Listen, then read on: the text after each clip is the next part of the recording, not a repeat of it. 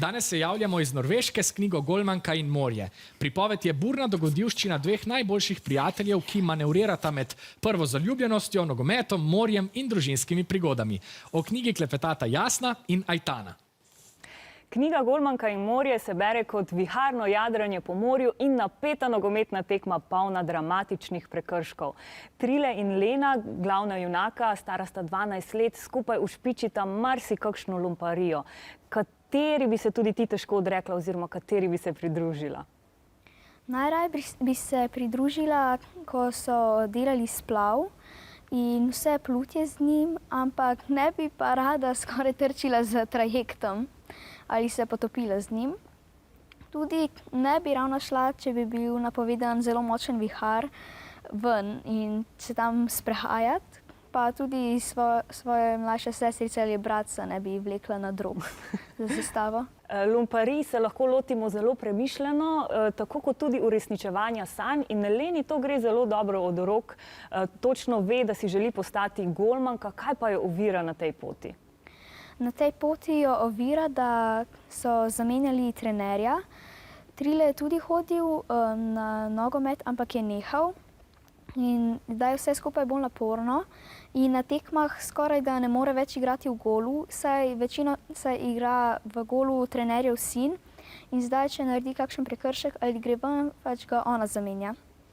Ampak Lena se kljub vsem izzivom ne da in vztraja naprej. Več o navdihu tega lika pa lahko povprašava avtorico knjige Marijo Par, ki jo sedaj pozdravljam v najini sredini.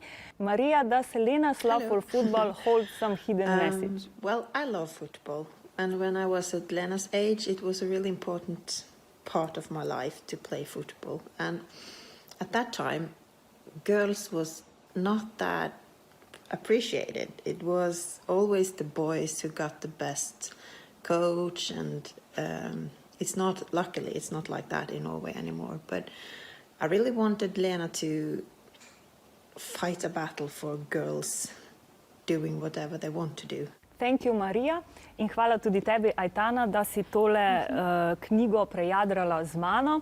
Ja, zelo pomembno je slediti samemu sebi, čeprav pot do uresničitve naših sanj ne bo zmeraj lahka naloga.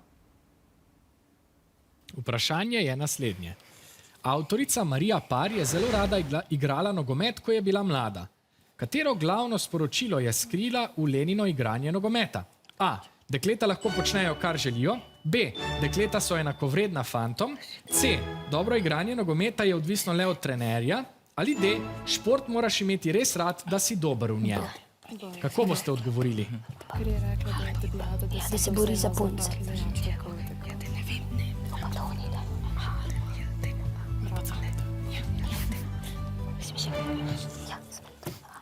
Osnovna šola Center pravi, da je glavno sporočilo, da so dekleta enakovredna fantom, osnovna šola Križe pa dekleta lahko počnejo, kar želijo. Avtorica je povedala, da je želela, da Lena bije bitko za dekleta, ki naj počnejo karkoli želijo. Prava rešitev je torej odgovor A. 5 točk za rumeno ekipo. Ja, pa še da.